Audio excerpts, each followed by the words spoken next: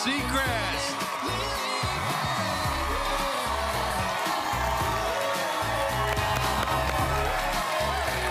There you are.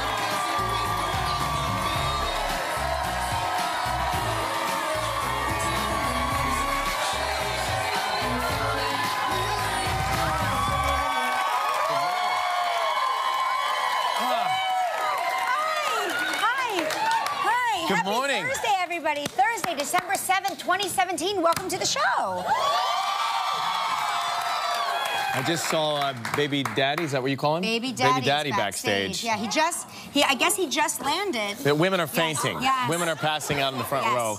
I guess he just landed and came straight to work. Oh, he looks fresh. He looks like he... Fresh as a daisy, He doesn't look like he's been up all night on a plane. He said that he wasn't up all night. He said he had 6 glasses of wine and passed right out. and no puff in the face. No puff. This guy, he's unpuffable. It's unfair. It's unfair. He doesn't puff. He doesn't puff. He never doesn't gets bloated. sweat, doesn't stink. Nope. He's like you. Just the manly version. She says as her false eyelashes start falling off. So, how are you? I'm great. How are you? Good. Well, I'm great. I just, people out on the West Coast are really going through it with these fires in Southern California. By the way, I meant to text you last night, and I got busy with the kids, and I forgot. Are you, I'm thinking about you. Where are you in relation? Because people on the East Coast, or at least myself, I don't really understand the geography of California that well. To me, it seems like it's in a very residential area where these fires are burning. Some of the fires are in a very densely populated area. Right, that's scary. I think, and I was talking about this yesterday with some of my friends. When you get a home or live in places outside of the city with a lot of space, a lot of hills, there is the potential for these fires, and you kind of know that going in. What's been surprising, I think, to a lot of people, the fire has jumped into a very densely populated part of Los Angeles, that 405 freeway coming over the Sepulveda Pass where the Getty Museum is. Those videos are amazing. It's incredible. I mean, you really don't believe that it is real. And for people who have ever visited, that's one of the most, one of the busiest interstates and freeways in the nation or the world. So to see that was really remarkable. But it looks like one of those post-apocalyptic films, really. I don't know if you saw the video, and I'm not entirely sure who shot it because there's someone driving, I think, over this. There's been so many. Like it's gone viral, this video, but you cannot believe what you're looking. At first, I thought it was a trailer for a movie. I did not, because like CGI. I was just sort of like not really. I was just scrolling, and then it kept popping up, and I clicked on one, and I was like, oh my gosh, it's terrifying. Well, I'm fine, and a lot of people I know are okay. Then there are others that are really devastated by this. This is an email I got last night from a coworker of mine who works with me in Los Angeles, and his daughter is in gymnastics. And this email went out to all the parents last night. I'm just going to read part of it to you. It says, it's with heavy hearts that we just learned that the Ventura fire has destroyed the home of Kylie Vanentwerp. If you haven't had the pleasure of meeting Kylie or her family, they're amazing. Kylie's 15, a level 9 gymnast who's been with the Monarchs for over 6 years. Her mom and dad, Kathy and Dorn, are absolutely devastated and in shock. Thankfully, they're safe. They went to gymnastics. They got home at 9:45, and the whole place was gone. Everything.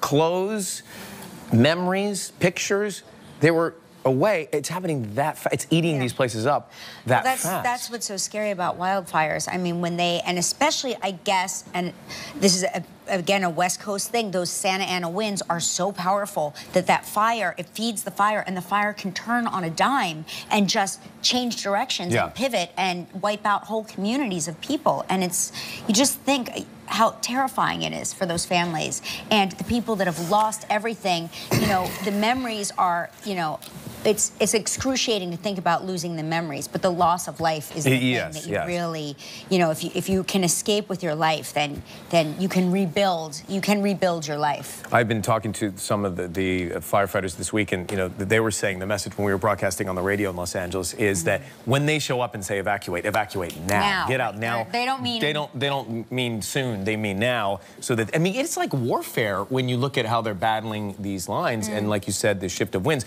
But an article talking about how rough it's been in the state with the fires in Northern California. Remember the Napa Valley area? Now Southern California. They say that we started the year with rainfall and wetness in the winter, which caused growth and vegetation, which looked beautiful and great. Then it got dry, and that's now flammable. That's right. Causing all these awful fires combined with the wind. That's right. So that's what's happening. Yeah. So thinking about everybody, especially those who are out there fighting those too. Yeah. I mean, it just you can't say it enough, but really, we're praying for you all so much. It can't be understated.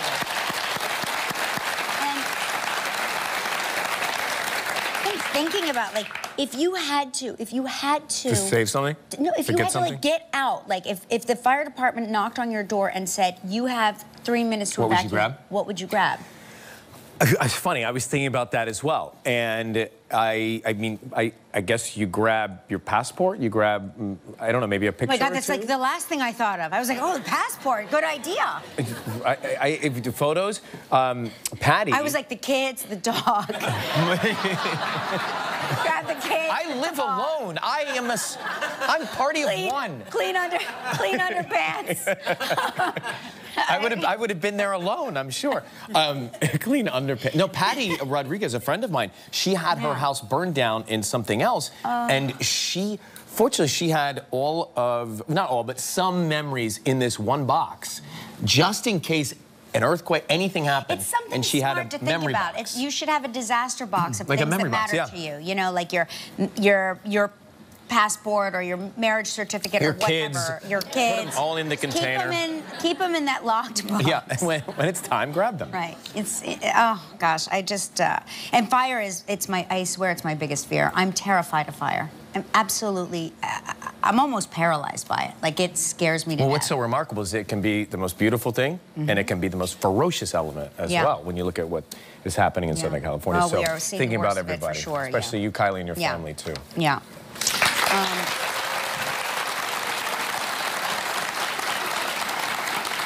In other news, I don't know if you heard this, but the University of Idaho planted all of these, like, gorgeous trees, like Christmas trees, like as a part of a preservation project. And people were just chopping them down, I guess, and stealing them for their Christmas tree. So they've sprayed them with a spray to deter thefts, and it is like a skunk spray. It smells like a skunk. Yeah. And I'm reminded of a time that when one year when we used to, like, chop down our own tree, I'm reminded of the time, and we talked about it on the air for, like, every day for a week.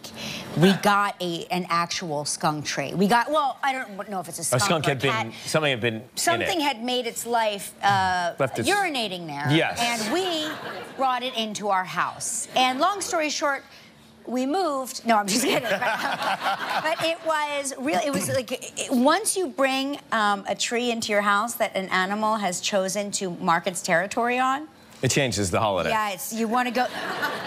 You want to go to an artificial tree. Right. You know what I mean? You go, maybe we should just get one of those fiber optic trees. And this in your home where your husband is such a freak about just a needle falling on the floor, let alone forget skunk urine stains. Skunk urine. He was like. But if they're spraying these trees in this farm and thieves are taking them and they get the smell, great. But if they are going to sell any of those trees, then the buyers have that smell, and now that's a problem. I think what they're doing is it is like a smell that is so pungent, it is deterring the theft of these trees. But what if they aren't stolen, and then I go and I buy that tree? No, these aren't. These are just part of a conservation project. Oh God, okay. Yeah. These aren't across the street. Yeah, no, these weren't like it's a white van. Okay, I thought these were landscaping Christmas trees. I thought maybe the guy across the street had some of these trees. No, he's selling them for $175. I'm still not over that. No. Isn't that crazy? Yeah. I forgot to go over there yesterday. I wanted to get to the bottom of it. I went over there in my TV uniform, and I just was checking on the price of the tree yesterday, and I saw the guy. I said this yesterday. I saw the guy, and I said, how much are the trees? He looks up, and he goes, $175. He was wearing a suit. Crazy. You looked prosperous. They were borrowed clothes. I understand that, but he doesn't know that. He looks at you. You look rich, and you're like, how much for a tree? And he's like... I think we go over there and get one for $35 later, just the two of us. Yeah, I mean, once I wash my makeup off, I bet you he'll pay me to take a tree. There it is. Same number of trees still there. We just want a small one. Yeah. I don't even need a big tree, just a little one. He'll be like, ma'am, if you stop loitering, I will give you this tray.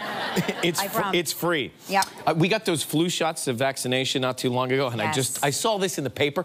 I was a little skeptical about the shot going into it because I thought, well, I hear the tall tales of people getting sick when they get the shot. That's a big thing. People say that the flu shot gives you the flu. I have not had that experience, but I hear that a lot. People are very, especially thanks to social media, people really weigh in their opinions on the flu shot.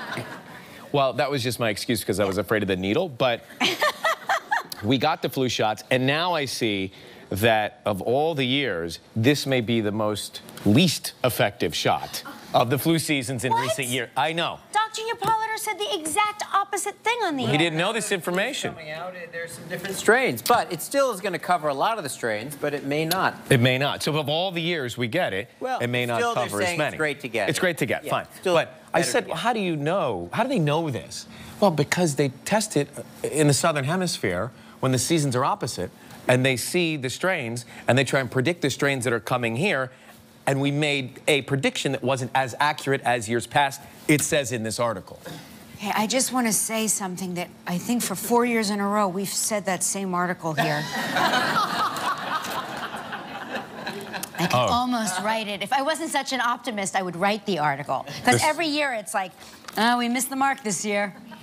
I still believe in the flu vaccine because I got the flu. I told you I got the flu about 10 years ago. The actual influenza. The real flu. The real influenza. I think every cough is a flu. And I couldn't move for 7 days, and this is how I spoke to ask for help. Like, that's the flu. That's when you have the flu, when you go, and that's all you can, that's all of your energy just to get that out. That's it. So I think men, when we have just a sore throat or a sore back, we act like that. Yeah, no. Oh, no, I can't. I need help. Please save me. Listen, our holiday party's coming up. Okay? I mean, our holiday party, I don't want to brag. this is my first time at this holiday party, and even on the way over, on the corner, someone who doesn't work for this staff, who works in the building, says, you know, everybody's talking about that. Yeah, no. We are the stuff of legends. We're not amateurs. Can you give me some insight? Well, I want to give you this article that Gelman passed to me today because he's like, is it a memo? Is it a memo? It's not a memo. It's an article. But it's just, he's like bah humbug, you know what I mean?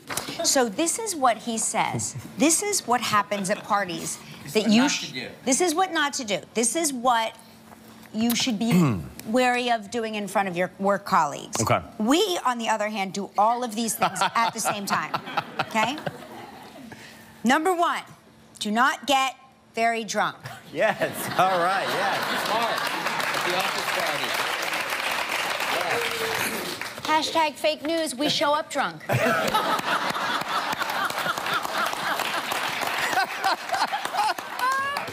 Number two, and my hand to God, I have heard this at this party. Do not ask for a pay raise. I've heard people ask for pay raises. And I'm like, that all is from being drunk. Yes. Number three, invite friends where there's a free bar. I don't think that's such a bad thing. If there's a free bar, what's the skin off your nose? Who cares? Who cares? Don't make sexual advances to a colleague. When drunk. Gelman, I keep telling you that. You don't listen. Leave me alone, Kelly, please. Do not turn up early or leave early. I don't know. I think come and leave when you want, right? I mean, it's your time. What is there? Like, what are we, the time police? Don't gossip or badmouth colleagues. No problem. Bad chance. We do that right to each other's faces. We're like face to face. We don't need booze in a party for that. We do that all week. This is the one night a year we don't do that. This is my favorite. They say, don't fight. Now listen, a lot of us here last year, you didn't witness this, but a lot of us here witnessed. Was there a throwdown? There was a mild dust-off. It was more of a fall down. A trip. But it was two people that fell down on top of each other and then rolled across the dance floor for, I would say, 15 to 20 minutes. Well, that violates 5 or 6 of those items right there. There were so many violations. I'm afraid to talk about it because we're like, you know, there's a corporation here. So, but this was like our own party, so people were definitely freer. But it was one of the great potential lawsuits of all time. Well, I can't wait. They told me So fun. we're gonna get to the show. They told me that Kelly gets there right at the second at the beginning. No, I greet everybody. And you extend our rental for 2 hours post when we have the space. Well, because nobody's ready to go. We're in overtime, yeah. Is anybody really ready to go when the No, it just gets going when we have to leave. Exactly. Thank you. All right, so that's coming up. We'll have stories to report, we hope. Okay. On today's show from Better Call Saul, Bob Odenkirk is here.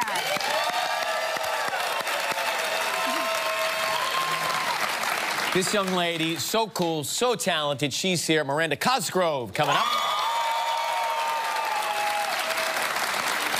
And Holiday Hits Week continues with a performance by James Arthur. It's time for morning wake-up travel trivia. Here we go. Oh, look. Look at the colors.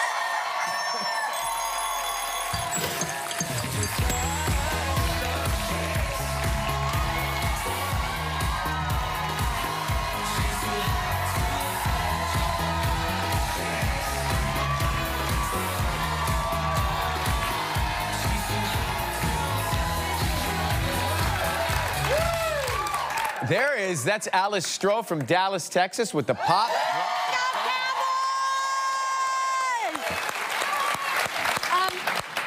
I don't want to say anything. I'm very excited with our holiday-themed confetti, but these are some micro wands that we have here. These are half the size of our regular wands. Can we? I mean, you're getting there, Gelman. He's getting there, but the change of color cost as much as getting, so he had to balance. We downsized. I mean, I literally blew my wand in one stroke. Hey, read your rules over there, Ripper. Read your rules. Let me go back to the rules. Back to the rules. All right. We're going to call... we're calling Diane from Dilworth, Minnesota. Dilworth. Have you been there? No. Have you? No, have not. Don't know where it is. It's probably cold, right? I'm guessing. Let's see if Diane is there. Waiting by the phone for us to call because she's such a fan. She's watching right now. Maybe. Oh, she's Central sleeping. Time. Well, then she should have the ringer on. Showering. Kelly's favorite part is if they don't answer. I do. I like it. I like it. It gives me like weird. It gives me like weird satisfaction. Okay, we're gonna call. She didn't answer. We're gonna call Amy from Sacramento, California, who's for sure not awake. Is that near the fire? It's not near these fires. But the whole audience goes, no. All right, I'm sorry. I'm an East Coast. When you fit. Amy, it's Kelly Ripa calling with how much? $1 million. All right, so no one answered. That means we go to the fishbowl. It's a holiday miracle. No, I'm just kidding. I get upset when they don't answer. Secretly, you do love Yeah, strange I things do. like that. Okay, this somebody's gonna get what? A $500 appliance package from Cuisinart. Okay. How about that? So check your numbers. Lucky number 21. Who's 21? 21. There she is.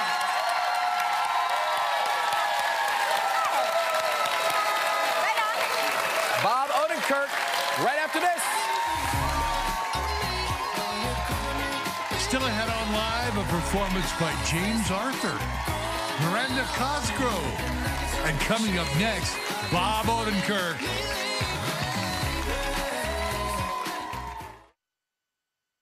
I used to have more hair. I used to have more color. And I used to have cancer.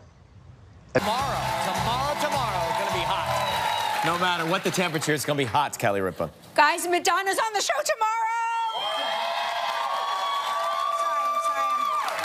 Sorry, I'm just rocking in my chair. I've just been doing this for like 2 weeks now because there was chatter that it might be happening, but I don't get my hopes up until I open the present. They said don't tell Kelly it's confirmed till 24 hours prior, just because she goes. Katie Brown giving us tips for making some fun holiday wreaths. We'll do that. And we conclude Holiday Hits Week with a performance by 98 Degrees. It will be hot in here. I love it. How about that? Can't wait. He's an Emmy-winning writer and a producer, a best-selling author, and the star of the mega hit show Breaking Bad and Better Call Saul. Please welcome back to the show, Bob Odenkirk. So am I.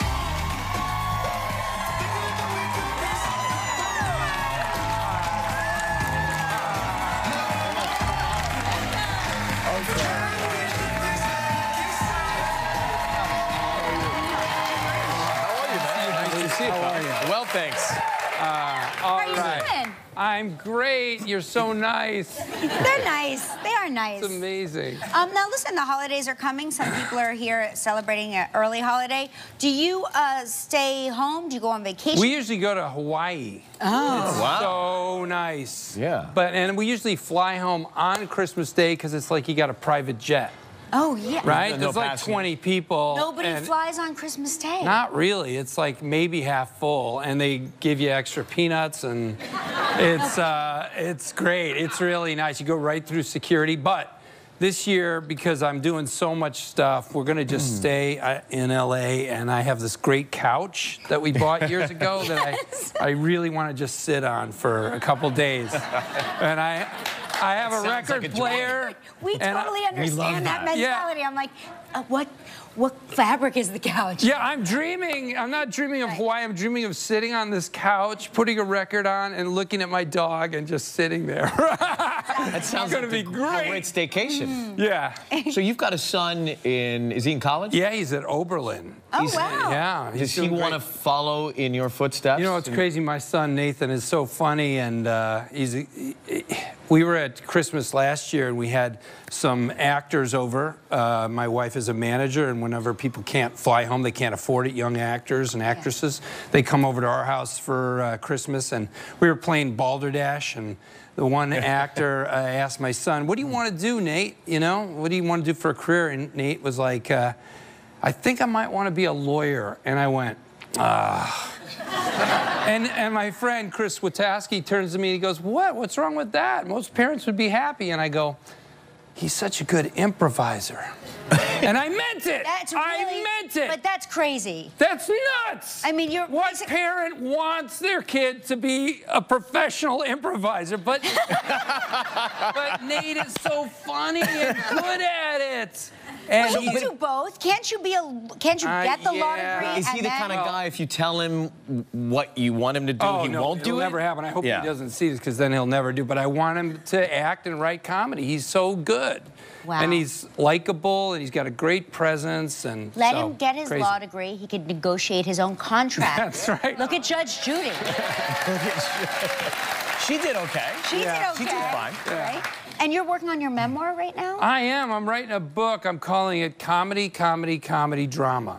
Oh, I like that. I spent my whole life doing comedy and writing for Saturday Night Live and a show called Mr. Show and Tenacious D and helping out people like Tim and Eric and a lot of young comedy talent, which you may or may not know. That was my whole life until about 10 years ago when I got this fluke call from Vince Gilligan inviting me to be on Breaking Bad and play Saul Goodman. Wow. And so since then, I've gotten these wonderful dramatic acting roles, and that's been a whole new discovery. I think it's great that you're trying to help people out get into it. We're going to take a break. Coming up, we'll find out why Bob thought he'd be fired, kicked out of his latest role. Be right back. Tomorrow on Live, Madonna. I'm looking for... Yeah. Hey, Ben, it's Dan. Dan. It's good to hear your voice. Yeah, it's been a while.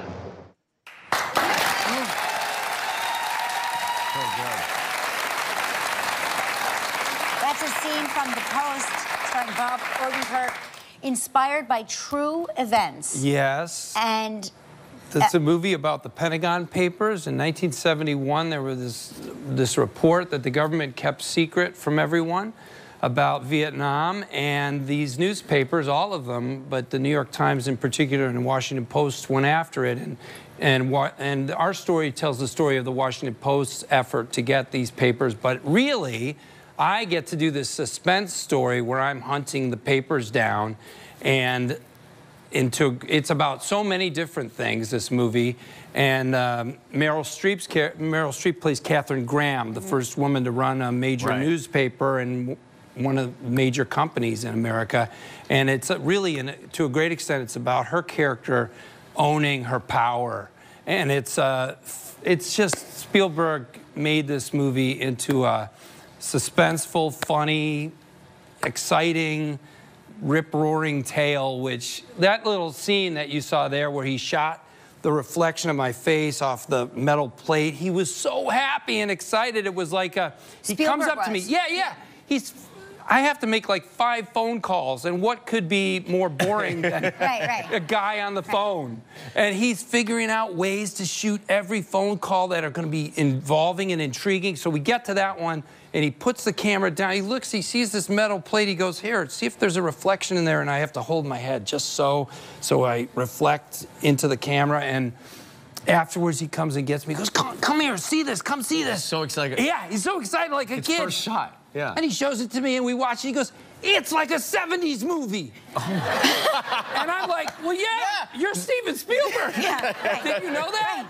Right. You define 70s movies, and it was so fun. And the movie just plays. It's just fun Spielberg, to watch. Hanks, Streep. Yeah. And the Power cast that we have Incredible. around us is Matthew Reese and Carrie Coon and David Cross, my friend from Mr. Show. We're in a bunch of scenes together. Why do you think you were going to be fired, though? Oh, because it's just it's been so many years since I had that horrible feeling of just any second I'm going to get a call. Yeah, you're not working out. It's just another level, these guys. Spielberg and Streep and Hanks. Oh, yeah. And now Odenkirk. And now Odenkirk. And now Odenkirk. The Post. It's in theaters December 22nd. Good to see you, man. Thank you. Thank you. Happy holidays. So happy to see you. Miranda Cosgrove is your name. Good to see you again. You know what's so funny? Well, we watched her grow up in front of our eyes. Please welcome the very talented Miranda Cosgrove.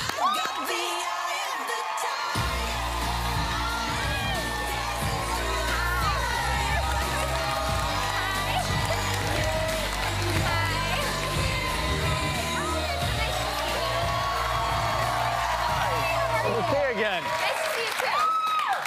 How have you been? I've been good. How are you guys? Good. I understand you're studying film at USC. I was studying film, and now I switched to psychology. Oh. That's actually so smart. I keep switching it up. My dad did psychology at USC too. Yeah. But he owns a dry cleaning business, but he still says he uses it all the time. Well, So- I'm saying, like, even if you want to make movies, say, you're going to have to deal with actors, and that would require, I think, a little bit of psychology, right? Yeah, hopefully. Yeah. And if they don't have one, they need one. Right, So. exactly. You can talk to them during your breaks and everything. How does your day work with school?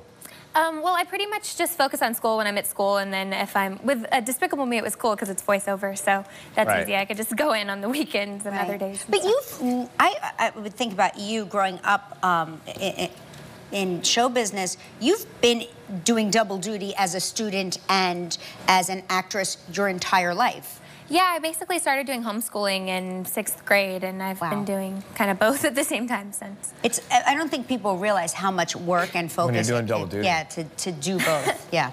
Have you been to football games, USC games? I just went to my first game. Nice. It was How was so that? much Great? fun. It was awesome. I went all out and like dressed up, and later we put like paint and stuff on. We were really getting into it. It looks really so fun. nice. It looks really lovely.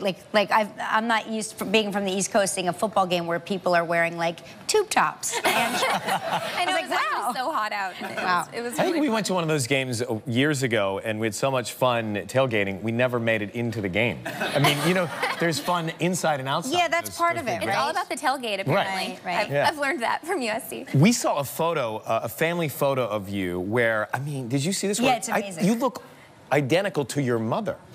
Like, look at so her funny. and look at her mom. You look I know. so similar. My friend's niece was looking at the picture, and she was like, "Oh, like you look pretty in that dress." She thought that I was I know, my mom. it took me a I was like, minute. "No, I'm the baby." It was cute.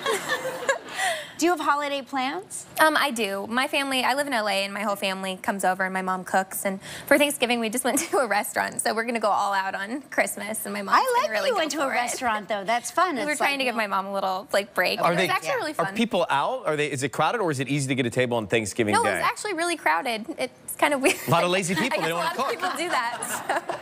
So. Yeah.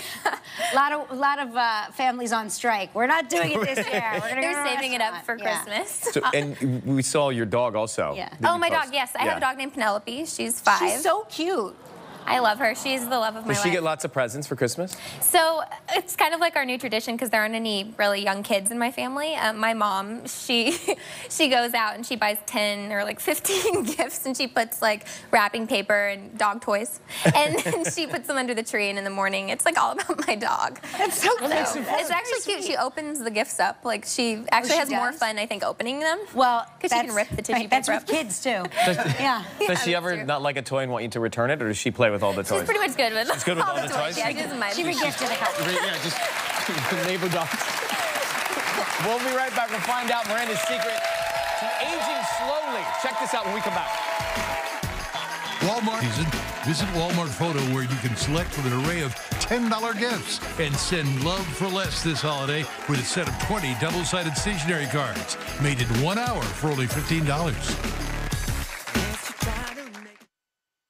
Legendary, exciting, hot. I mean, we could go on and on. Next live, Madonna. Madonna. Plus 98 degrees. Take a holiday this holiday with Madonna. This is unexpected. Well, you never got to go on. I love Despicable Me. It's so sweet. It's so much fun. I love the Minions. So Despicable Me 3 is out on Blu-ray and DVD now? Yeah, it's out right now. Oh, terrific. So your character, like, you're getting older, but your character, the age difference is kind of defying science, math, and age. Definitely. When I started the first Despicable Me, I was 14 and the character was 12. Yeah. And now I'm 24 and the character's 14. So That's a great role. How do you keep your voice young? I don't know. I guess I'm lucky and it's kind of young sounding. I don't really do anything. She'll be 35, Yeah. sweet 16 for the character exactly. Margot. Yeah, exactly. What's happening in this movie with Margot? Well, I got to do a bunch of scenes with Kristen Wiig in the movie, and that was really fun because Gru's character marries Kristen Wiig's character Lucy, and then my character's getting used to having a mom for the first time. Aw. And so when you work with her, were you actually together or you were separate? No, we weren't, but I'm just happy to have my voice even near Kristen Wiig. You guys do get to meet on the red carpet or something. I have met her eventually, a couple right? times. Like when the movie premieres. Yeah. Hi, nice to meet you. You were great in the You play movie. my mom. You play my mom. Despicable Me 3 available on Blu-ray, DVD, and digital. Check it out. Miranda Cosgrove, nice to see you. Hey, when we come back, James Arthur's going to perform for us. Enter Morning Wake Up Web Trivia, and you can win a kitchen appliance package from Cuisinart, valued at approximately $1,200. Log on to our website or go to our Facebook page. Does your moisture... It's Holiday Hits Week around here. James Arthur is a chart-topping artist and past X Factor winner, actually, which was incredible to watch. Here he is, James Arthur, with a classic, Have Yourself a Merry Little Christmas. James, take it away.